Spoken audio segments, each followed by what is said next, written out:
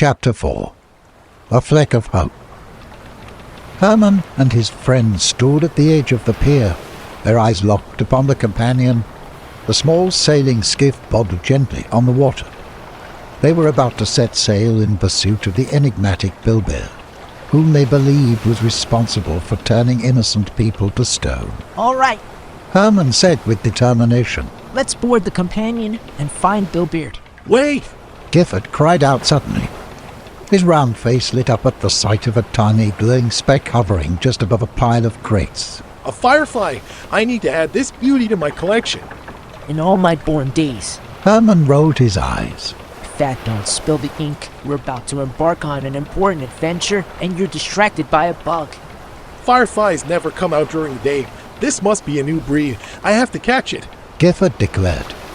Undeterred by his stone knob, he darted after the firefly, zigzagging through the labyrinth of crates, ropes, and cargo strewn across the dock. Wow! Look at him go! Lefwin said. Lord, be with him. Herman whispered. He watched Gifford's plump body disappear into the maze of cargo. Sometimes he really bugs me. I get it. Bugs. Lefwin laughed at Herman's accidental word choice. Herman, you're pretty funny. He is always getting himself into trouble. How many times must I forgive my brother? My papa was always gracious and quick to forgive others. Lefwin remembered. He wanted to bring peace and harmony to the world. Papa was always so tender and thoughtful with me and Mama. She gazed out at the sea, lost in her memories. I can still recall his laughter as he played the violin, filling our little home with joyful melodies. While Herman and Lefwin shared a moment, Gifford pursued the elusive firefly. He became aware of the weight of his stone arm. It felt as if he was carrying a boulder. However, he refused to let it slow him down. If anything, catching the firefly would be a testament to his resilience. Come here, little fella. Gifford reached out with his glass jar as he cornered the firefly between two towering stacks of cargo. It flickered like a tiny candle in the twilight, casting an ethereal light on the rough wood surrounding it. Gotcha! Gifford announced triumphantly, his open jaw plopping onto the delicate insect. He placed a lid on the jar and held it up to his face, admiring its luminescent beauty. Congratulations, Giff. Herman called out, having caught up to his brother. Now, can we please focus on finding Bilbeard? Right. He looked at the captured bug with pride before joining his friends at the pier. Herman glanced at the firefly, now safely tucked away in Gifford's jar. How could something so small carry such light? Perhaps, he mused, they too could find the strength to bring light into the darkness that lay ahead. It's pretty big for a firefly, and look at it glow. Its light doesn't even blink. Gifford marveled, holding the jar up to his face. The tiny creature stretched its wings and fluttered around inside the jar. Its movements were as graceful as a ballerina. The friends exchanged puzzled glances. This was no ordinary firefly. Release me! A high-pitched voice echoed from the jar. Did it just speak? Herman asked incredulously. Indeed I did. And I demand you let me out at once. The startled Gifford hesitated. His round cheeks flushed with embarrassment. With some difficulty, he managed to pry open the jar. The tiny being flew out, her iridescent wings shimmering like moonlight on water. Thank you. She said, her anger dissipating as quickly as it had appeared. My name is Glitter Fleck. I am here to help. I have come from the island of Memoria. Memoria. Herman's mind suddenly jolted with a memory that made the novelty of a real-life fairy fade. He reached into his worn leather satchel, rummaging past the log until his fingers found the book bound in midnight blue leather. Pulling it out with reverence, he read the silver-embossed title. The island of Memoria. Lefwin and Gifford leaned in closer while Glitterflake hovered nearby. Their curiosity piqued. As Herman opened the book, the pages seemed to sing with the words they held, eager to share their secrets with anyone who would listen. Wait a moment. Herman's eyes widened. This is my father's handwriting. This book was written by my father. I am sure of it. Has your father ever been to Memoria? Glitterflake questioned. It's possible. He traveled to many lands. Herman said wistfully. He traced a finger over the elegant script, feeling the connection to his lost parent. Emotions swirled like a tempest, threatening to sweep him away on a tide of memories and unanswered questions. Lefwyn and Gifford peered over Herman's shoulder as he flipped through the pages. They drank in the descriptions of the terrain and inhabitants of Memoria. Wow! Gifford said without the discovery. I never knew Dad could draw so well. These sketches are incredible. Beautiful and terrifying.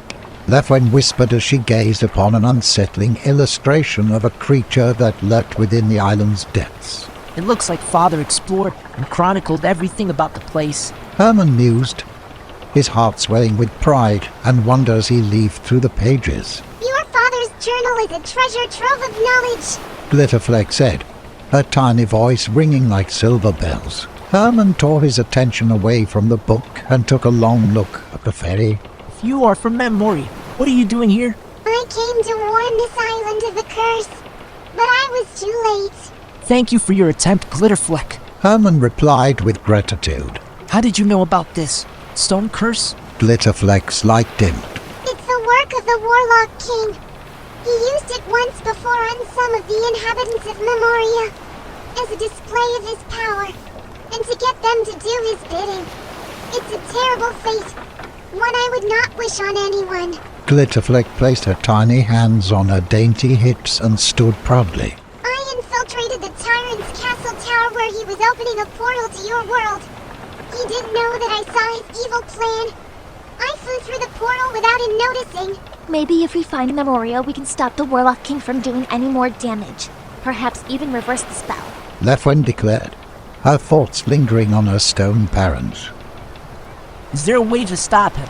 Herman probed. If we can find the Sisyphean dwarf that work in the snowy mountains of Memoria, it is said they have crafted a sword that is able to counter the Warlock's power. So we need to find sissy dwarfs. Gifford asked skeptically. I believe we may have just a tool to help us. Bill Bear dropped a magical map during his escape. Herman, show her the map. Herman was unsure if he should show it to a magic fairy whom they just met, but he unrolled the parchment anyhow. The map revealed an intricate rendering of Port City next to the Sea of Phantom. A single point glowed like a beacon, marking their path to a spot somewhere on the waters. Remarkable! Glitterfleck exclaimed. Her wings fluttered in excitement. This is a finder's map. It is an artifact from my world. How did it make its way here? You see, this spot indicated on the map is the only way into Memoria. We must make haste. Then let's set sail and follow the pathway before us. Lefwyn proclaimed. Herman felt a renewed sense of hope and determination. With the guidance of Glitterfleck, the wisdom of his father's journal, and the finder's map's directions, he believed they could overcome any obstacle and vanquish the darkness that threatened their world. May the Lord be our compass, Herman whispered, as the first stars began to twinkle in the twilight. and may we find the strength to face whatever awaits us on the island of Memoria. Wow, look over there. Gifford gasped in delight, pointing to a group of large dragonflies with sparkly wings fluttering nearby. Not again. Herman said, Are you still chasing bugs? Ah, but these aren't just ordinary bugs.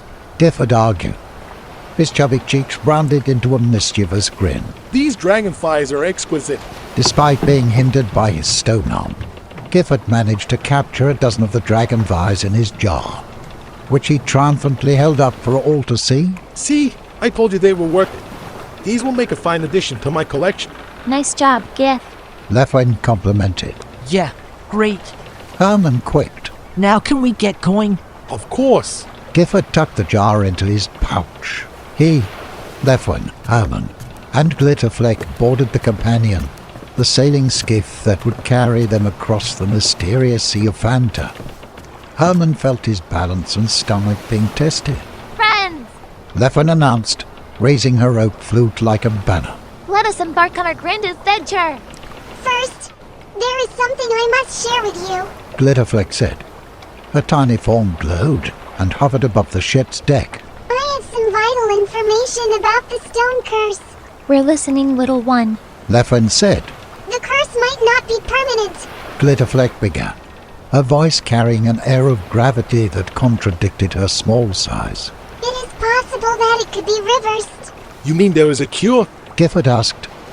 His captured dragonflies flitted about inside the jar, their sparkly wings casting a kaleidoscope of light upon his concerned round face. Maybe. Glitterfleck's glow brightened with hope. Legend says the living water, hidden deep within the mines of Memoria, can cure anything. Then let's find that water! Cried Lefwen. She tapped her oak flute against the deck like a call to arms. By God's grace, we shall succeed. Herman said determined. However, Glitterfleck added, her voice taking on a somber tone. if we do not find a cure before 3 nights have passed, all the people turned to stone will then turn to ash.